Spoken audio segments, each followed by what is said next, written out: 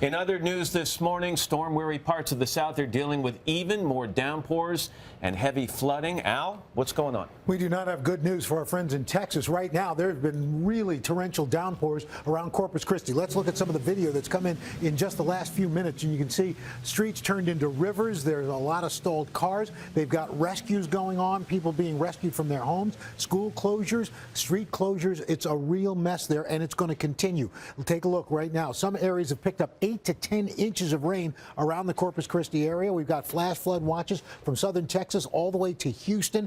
This will continue during the day today as we watch more showers and thunderstorms later this afternoon making their way through Houston on up, and also seeing heavy activity through Oklahoma and on into St. Louis. But we're also going to be watching another area of strong storms firing up again along this system, and it's going to continue right on into the beginning and the end of this week. Look at the rainfall totals. Some areas may pick up 6 to 8 inches of rain, guys, before it's all over. From Shreveport to Victoria, flooding is going to be a big problem really right on into the weekend from Corpus Christi on into Houston. All right, buddy. Thank you very much. By the way,